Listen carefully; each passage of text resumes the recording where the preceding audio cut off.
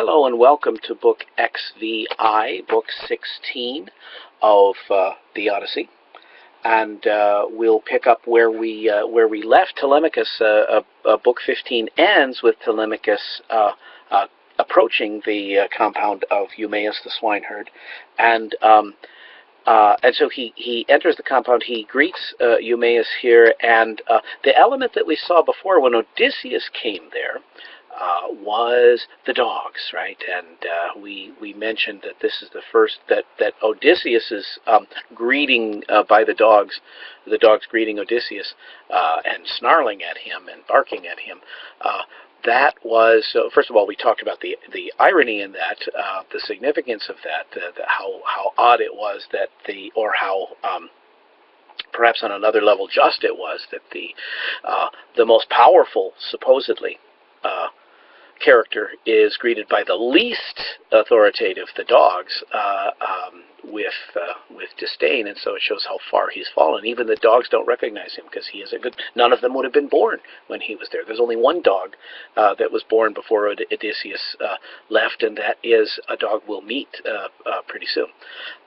So we saw that, and then so the dogs greet Telemachus, and the contrast is significant because Telemachus, they greet him with fawning. They wag their tail and greet him gladly, a contrast to the way that they greeted Odysseus. So Telemachus now meets the stranger. Who is this guy? Father, he says.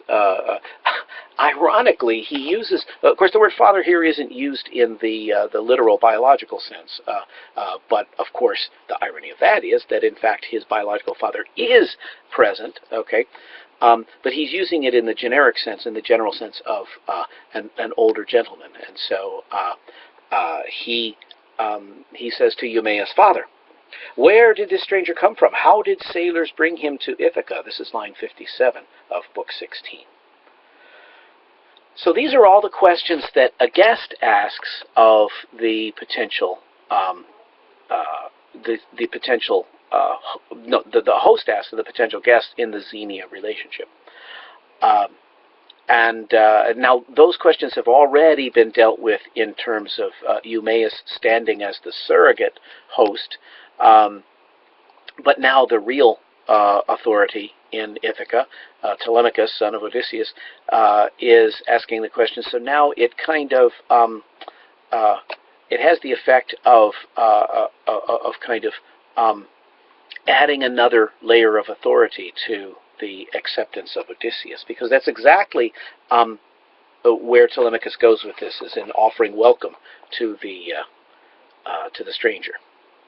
"Well, my child," Eumaeus answers, "I shall tell you all the truth. He declares he is the race of those who live in broad Crete." Notice how carefully that sentence is constructed. He can only report what the stranger told him, and so it's hearsay evidence. And of course, we know that it's not true.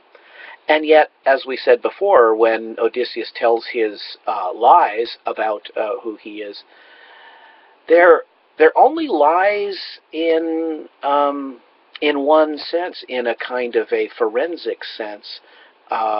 They are lies, but in a literary sense, they're exactly like the truth that poetry gives us. Okay, the stories that come to us in poetry, like the Odyssey, may not be literally true, but there is another kind of truth that they have, and so that's true of Odysseus's stories too, because he goes on to say he's not a businessman from Crete. He's a king from Ithaca. Okay.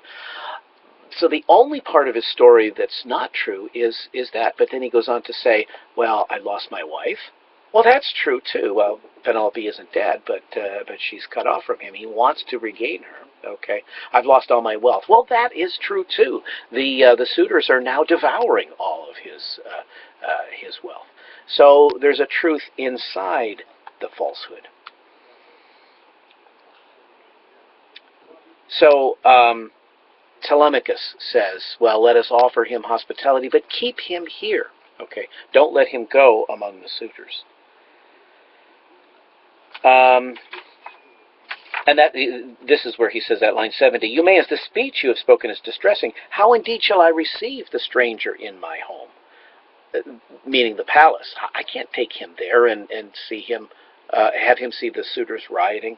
I myself am young and have not yet trusted my hands to defend me against some man when he outrages me first. Okay, such as is happening now in the palace. Okay.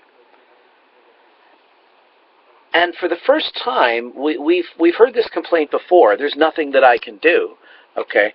But the reason that there's nothing that Telemachus can do has been left unstated until now. So now in line 115 and following, Telemachus explains why he, because the standard response, if you're the victim of bullying, right, is a bunch of suitors gang up on you, and so they outnumber you. Well, you simply go to your male family members, your cousins, your uncles, your brothers, and have them stand with you.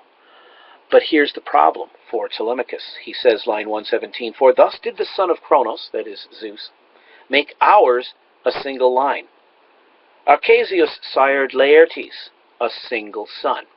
So his great-grandfather only had one son, Laertes. And his father sired Odysseus alone.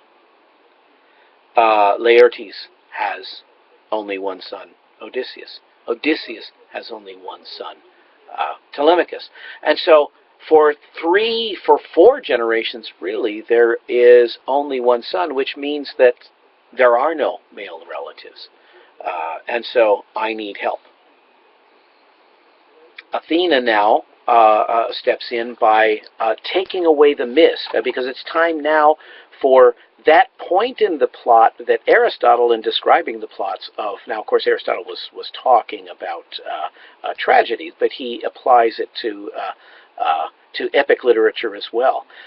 The anagnoresis scene, the recognition, the moment of recognition in a plot, when we discover the identity of someone that had been previously disguised or hidden.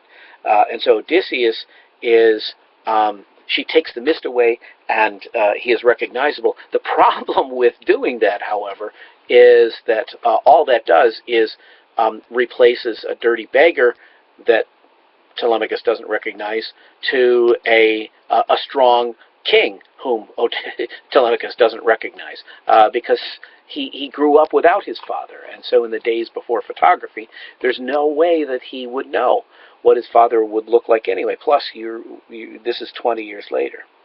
Okay. So therefore, when Odysseus reveals himself to Telemachus, Telemachus has a surprising reaction. Now, this is the moment he's been waiting his entire life for. He's always wanted his father to be there, and now his father is there, and he says, "I don't believe you." He says, he takes the Luke Skywalker approach and says, "You're not my father," he says in line 195. "You surely are not my father, Odysseus, but some god enchants me, so that I may grieve and lament still more." It's a trick of those nasty gods. All they ever do is make us suffer. "For in no way would a mortal man in his own mind devise these things, unless a god came by in person, who might easily, if he wished, make one young or old."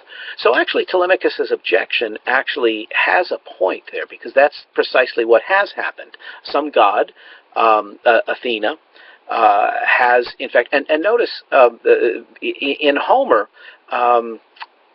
Athena, there's a distinct word in Greek for god and goddess, and so there are gender-specific terms. But Athena, for some reason, Athena is the only goddess who is referred to as the god, and so is that significant? Maybe. What is its significance? I don't know. So the god Athena takes away the mist, and so he reveals himself, and Telemachus doesn't believe it. But Odysseus insists, line 202, "Telemachus, it is not seemly when your father is within to wonder so exceedingly, and to be amazed No other Odysseus indeed shall ever come to you here. I am the very man, suffering evils, wandering much. I have come in the 20th year to my fatherland. So now they do accept one another. Telemachus does accept the very difficult fact that his father is back, and so they, once again, what have they been doing all through the story? They cry, they weep, they hold each other and weep. When they recover, emotionally, Odysseus starts plotting his revenge. Okay, the first thing we have to do is to get an inventory of the suitors. Odysseus does the count, and it turns out, well, there's 52 from Dulichion, and those 52 from Dulichion have 6 servants. So if you include the servants, it adds up to 118 men opposing Odysseus alone. But Odysseus is no longer alone. He's got Telemachus with him. So on the one hand, we have an impossible scenario here. Well, that's what mythic epic is about. Epic maybe should be larger than life. Okay, so we do have a hero who is indeed a hero in the older sense of someone of greater strength than normal human strength. Okay, so that makes it plausible, but also there are other ways. First of all, Odysseus doesn't stand totally alone. He now has been reunited with his son. He has the loyal swineherd Eumaeus, and along the line he's going to pick up a few other loyal ones. Odysseus's plot is going to help. First of all, he's got the element of surprise because he's going to be in disguise. He tells Telemachus, seize the weapons and lock them up so that the suitors can't grab their weapons. Okay, and there's other details that we'll get later that will kind of even the odds. So he comes to the palace, to the hall where they are all carousing, and the suitors are a little bit nervous about Telemachus's success. So Antinous, the ringleader, starts plotting another ambush for Telemachus. And this is where Medon the herald, overhears this, and he goes to Penelope and tells her. Okay, so this immediately marks Medon as a loyalist. Okay, so we know that he's going to be safe. Penelope, instead of wringing her hands like a helpless female, oh, what are we going to do? She goes directly to the antagonist, to Antinous, and says, all right, I heard about this plot you have against my son. You just stay away from him. Okay. Eurymachus, the henchman of Antinous, plays totally innocent. Oh, I swear, my lady, I am going to protect the life of Telemachus with my own life. And so in his deceit, we end book XVI, book 16. So in our next exciting adventure, we'll start book 17. So until then, God bless you. See you in book 17.